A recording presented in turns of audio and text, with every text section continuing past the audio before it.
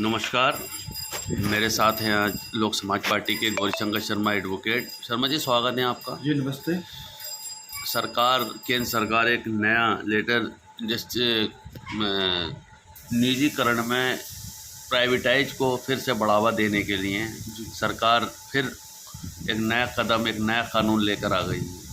40% सरकारी नौकरियों में IPS करेंगे और 60% जो है प्राइवेट कंपनियां आएंगी और वो उनसे लिए जाएंगे। उसमें क्या कहना है उसमें? देखिए,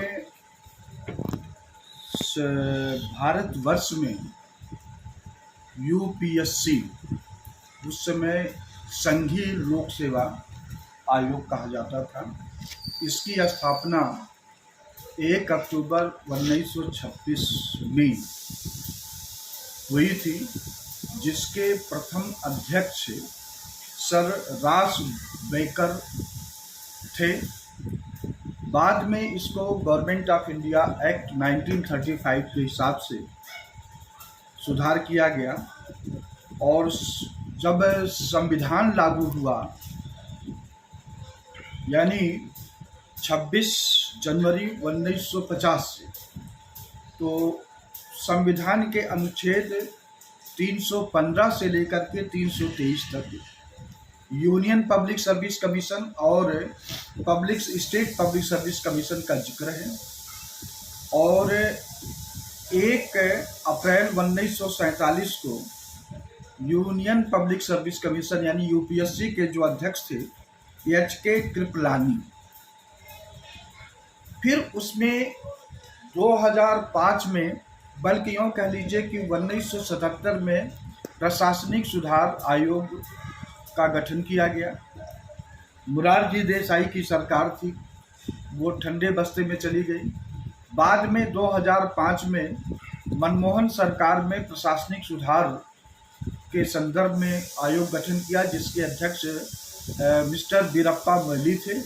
उन्होंने अपना काम किया, लेकिन उनकी जो टीम थी उन्होंने कहा कि प्रशासन में IAS अफसर की कमी है, तो उसके लिए निजी कंपनियों से भर्ती किया जाए। लेकिन मनमोहन सरकार जो 2004 से 2014 तक रही, इस वीरप्पा मोइली की रिकमेंडेशन को रिजेक्ट कर दिया था। लेकिन जब मोदी जी 2014 यानी 26 मई 2014 से इस देश की कमान संभाले, तो इन्होंने 2018 में बदनीयती से ये लेटरल एंट्री सिस्टम लाए और 2019-2021 में इन्होंने बहुत सारे सिलेक्शन किए। उस समय ये रूल बना दिए हैं कि यूनियन पब्लिक सर्विस कमीशन यानी UPSC से जो चयन होगा वो 40% होगा और प्राइवेट कंपनियों से 60% सिलेक्शन किया जाएगा।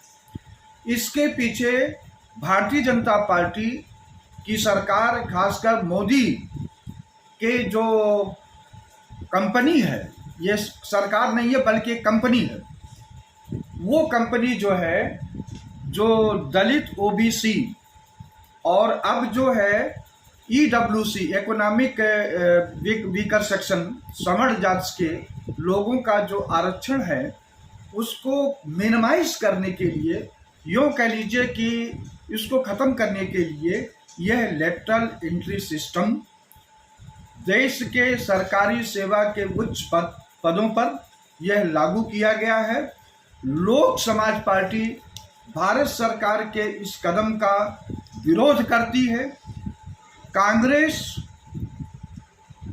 1990 में जब मंडल कमीशन लागू हुआ, तो 1991 से इस मंडल कमीशन को डिफीट करने के लिए इन्होंने निजीकरण ठेकेदारी का सिस्टम लागू किया। और उसके बाद जब अटल बिहारी वाजपेयी जी की सरकार आई 1998-99 से लेकर के 2004 तक, इन्होंने निजीकरण ठेकेदारी को लागू कर दिया और अटल बिहारी वाजपेयी जी जाते जाते 2004 तक 24,000 करोड़ की सरकारी संपत्तियों को बेचे। भारतीय जनता पार्टी, कांग्रेस और जो एक नई पार्टी है अरविंद केजरीवाल, ये चाहते हैं देश में गैर बराबरी कायम हो, इनको शिक्षा से महरूम कर दिया जाए, इनको नौकरी पेशे से महरूम कर दिया जाए। जो मंडल कमीशन ओबीसी को 27% आरक्षण 1990 में दिया था और इंदिरा साहनी के केस में 1992 में इस मंडल कमीशन को कंफर्म कर दिया गया कि यह सही है, संविधान के अनुसार है, उसको डिफीट करने के लिए ये दोनों पार्टियां अब कांग्रेस के भाजपा के साथ, अरविंद केजरीवाल भी ये चाहते हैं कि मंडल कमीशन खत्म हो जाए। और बल्कि एक बार मैं लोगों से सुना हूं कि वो किसी को इंटरव्यू दे रहे थे कि अगर निजीकरण ठेकेदारी खत्म कर देंगे तो लोगों को सरकारी नौकरी मिल जाएगी, इसलिए हम निजीकरण ठेकेदारी लागू कर रहे हैं उसकी। ऐसा उन्होंने कहीं बयान दिया था जो लोगों ने मुझे बताया।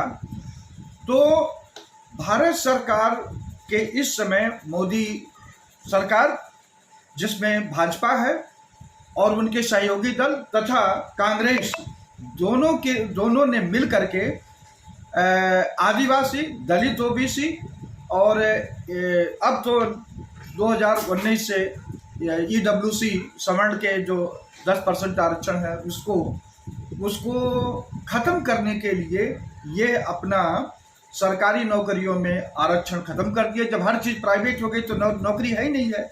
अब इसमें ये हुआ, ये नोटिस किए कि दलित, ओबीसी, आदिवासी के बच्चे पढ़ लिख रहे हैं और आईएएस, आईपीएस, अन्य एलाइड पदों पर वो आ रहे हैं, तो उनको इन कमज़ोर वर्ग के लोगों को इन्होंने तो सरकारी नौकरी से तो वंचित कर दिया। तो ये चाहते हैं कि बड़ा पद जो बचा हुआ है इसमें भी ये लेटरल एंट्री सिस्टम लागू किए हैं। लोक समाज पार्टी इसका विरोध करती है और अभी तो ये है पूर्ण रूप से इसलिए लागू नहीं किए कि ये जान जाएंगे कि पूरे देश में कोहराम मच जाएगा कि अगर हम 60% का रेशियो तुरंत लागू कर देंगे। इनका सोच है कि लोगों को मंदिर मस्जिद में, अयोध्या, मथुरा, काशी में उलझा दो और बैक डोर से ये काम कर दो ताकि उनको पता न चले कि हमारे खिलाफ ऐसा षड्यंत्र किया गया है। लोक समाज पार्टी अब जहाँ जहाँ भी धरना, प्रदर्शन, आंदोलन, नुक्कड़ सभा होती है, इस लेटरल एंट्री सिस्टम के खिलाफ लोगों को जागरूक करती रही है और आगे भी करेगी, जिससे ये लोग मंदिर, मस्जिद और हिंदू मुसलमान का जो झगड़ा है इसमें जो उससे हट जाए। और जब हट जाएंगे तो निश्चित ही भारतीय जनता पार्टी कमज़ोर हो जाएगी और जब भारतीय जनता पार्टी कमज़ोर हो जाएगी तो लोक समाज पार्टी की सरकार बनना निश्चित है। 12 सरकारी विभागों में इसका असर रहेगा। जी देखिए, ये जो है 12 सरकारी विभाग तो अभी तो ये आया है, बल्कि यूँ कह लीजिए ये जितने भी एलाइड सर्विस होते हैं उन सभी में ये लागू करेंगे। लेकिन जब जनता जागरूक हो जाएगी, अभी देखिए जातीय जनगणना की बात हो रही है, लोगों को जागरूकता हो गई कि हमको हमारा प्रतिनिधित्व नहीं है, इसीलिए कांग्रेस भी डर गई और मोदी सरकार भी डर गई, जातीय जनगणना नहीं करा रही है। तो इसीलिए जब लोग जागरूक हो जाएंगे कि मेरे साथ तो मंदिर, मस्जिद, मथुरा, काशी, अयोध्या के नाम पर अत्याचार हो रहा, हमारे अधिकार को खत्म कर दिया जा रहा, तो ये निश्चित ही पीछे हटेंगे। और ये नहीं भी हटेंगे जिस समय लोक समाज पार्टी की सरकार आएगी, लेटरल एंट्री सिस्टम को खत्म कर देगी और जितने भी डायरेक्टर, ज्वाइंट सेक्रेटरी बन रहे हैं उनका वेतन उनके घर से रिकवरी करवाएगी, क्योंकि ये संवैधानिक नियुक्ति नहीं है, अनकॉन्स्टिट्यूशनल अपॉइंटमेंट है, बदनीति से अपॉइंटमेंट है। तो वो लोग जो आज ज्वाइंट सेक्रेटरी और डायरेक्टर के पद पे प्राइवेट कंपनियों से काम कर रहे हैं, उनको मैं सावधान कर रहा हूँ लोक समाज पार्टी के माध्यम से कि जैसे ही लोक समाज पार्टी की सरकार बनेगी, इन लोगों से पूरा वेतन वापस करवाया जाएगा। जी ठीक है, बहुत बहुत शुक्रिया आपका सब।